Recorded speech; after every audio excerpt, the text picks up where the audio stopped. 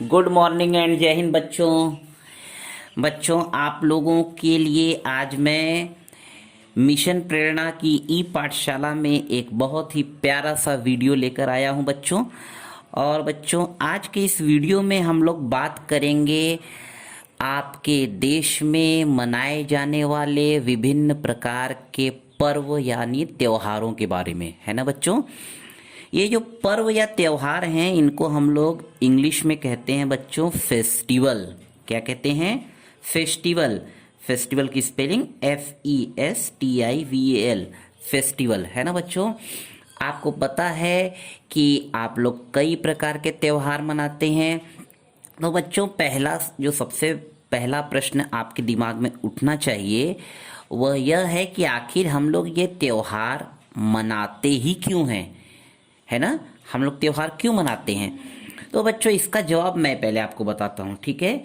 देखो, ऐसा है बच्चों कि हम लोग अपने डेली के काम करते करते, जैसे रोज सुबह वैसे ही उठना आपका, फिर तैयार होकर स्कूल जाना, नाश्ता करना, खेलना, पढ़ाई करना, फिर घर जाना, फिर से वैसे ही पढ़ाई करना, टीवी देखना, खाना खाना और सो जाना। सभी लोग लगभग ऑफिस जाने वाले लोग ऑफिस जाने का काम करते हैं, किसान जो है वो अपने खेत में काम करते हैं, जो मिस्त्री लोग हैं अपना काम करते हैं। हर समाज का हर वर्ग अपना अपना काम करता रहता है। तो रोज के रोज यही प्रक्रिया करते करते आदमी के अंदर एक प्रकार की नीरसता आ जाती है ना। वो बोर होने लगता है। तो आपकी इसी बोरियत को, इसी एक रसता को, जो आप एकदम एक रस हो जाते हैं, आप कहने लगते हैं कि अरे मैं तो एकदम बोर हो रहा हूँ, है ना। तो इसी को हम लोग दूर करने के लिए त्योहार मनाते हैं, है ना। अब बच्चों, हम लोग बात करते हैं कि ये जो त्योहार हैं, ये त्योहार दो प्रकार के होते हैं ना।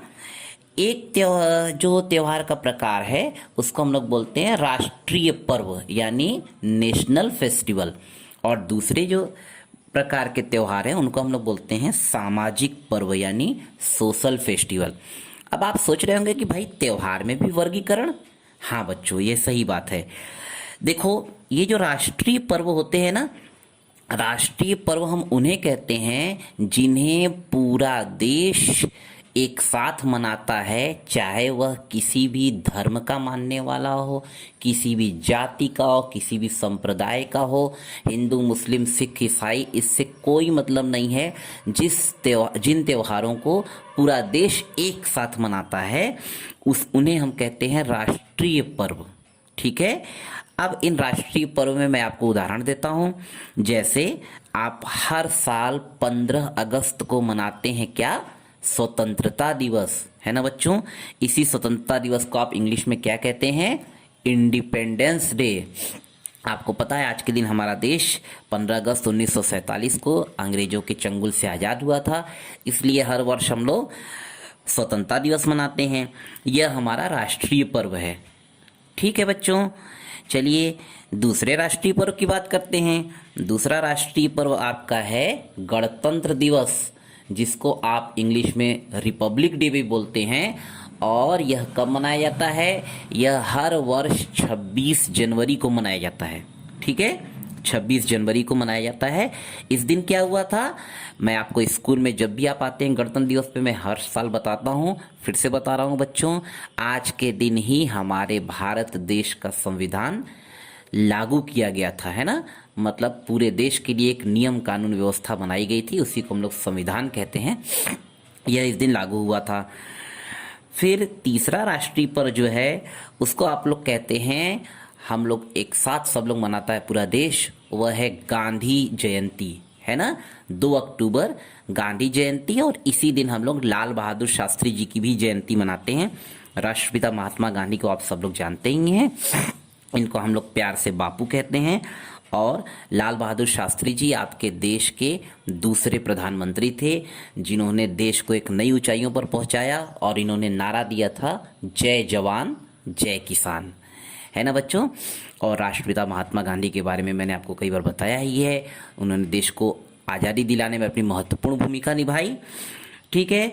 तो बच्चों, यह रहे आपके राष्ट्रीय पर्व, नेशनल फेस्टिवल, ठीक, सबको समझ में आ रहा है। अब हम लोग बात करते हैं सामाजिक पर्व की, यानी सोशल फेस्टिवल। ठीक है, अब सामाजिक पर्व क्या होते हैं? देखिए, ये जो सामाजिक पर्व होते हैं, इनको जो मनाने वाले लोग होते हैं वो एक विशेष धर्म के होंगे, एक विशेष संप्रदाय के होंगे जो लोग मनाते हैं। इसको हम लोग बोलते हैं सामाजिक पर्व, यानी सामाजिक त्योहार। ठीक, अब जैसे हिंदू लोग हैं तो हिंदू लोगों के कुछ सामाजिक पर्व में है होली, दीपावली, दशहरा। ठीक है, इस तरह के जो पर्व हैं ये हिंदुओं के कुछ प्रसिद्ध त्योहार हैं। मुस्लिम लोगों के कौन कौन से त्योहार हैं? ईद है, बकरीद है, बारावफात है। इस तरह के त्यौहार मुस्लिम भाई लोग मनाते हैं। फिर जो सिख भाई लोग हैं वो लोग गुरु पर्व मनाते हैं, है ना।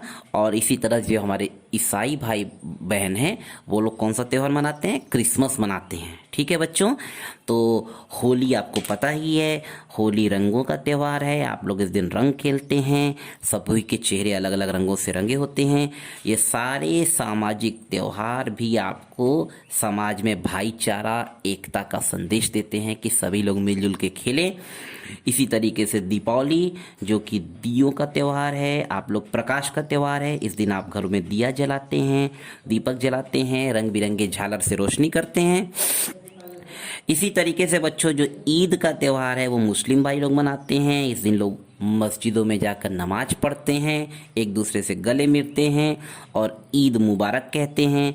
यह त्यौहार भी आपको सामाजिक एकता और भाईचारा का संदेश देता है।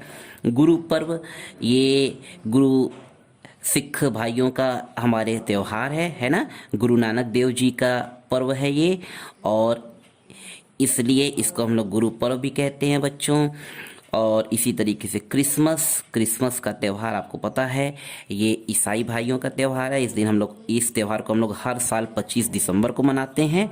माना जाता है कि इस दिन ईसा मसीह जी का जन्म हुआ था, है ना, प्रभु यीशु का जन्म हुआ था। तो क्रिसमस का त्यौहार हम लोग मनाते हैं। इस दिन आपको पता है कि बच्चे भी अलग अलग रूप में सेंटा क्लास बनते हैं, है ना, और रात में वो एक दूसरे को शुभकामनाएं भी देते हैं और गिफ्ट देते हैं। ठीक है बच्चों, तो आप एक चीज़ समझ लीजिए, त्यौहार चाहे राष्ट्रीय त्यौहार हो चाहे सामाजिक त्यौहार हो, ये सभी के सभी आपको समाज में एकता, भाईचारा और सामाजिक समरसता बढ़ाने का संदेश देते हैं बच्चों। तो आप लोगों को ये सारे त्यौहार मिलजुल कर मनाने चाहिए और समाज में एकता बनाए रखनी चाहिए। ठीक है बच्चों, तो मुझे विश्वास है कि आपको यह वीडियो समझ में आ जाएगा और ये सामाजिक और राष्ट्रीय पर्व आपको समझ में आ चुका होगा। आज की क्लास में इतना ही बच्चों, फिर से हम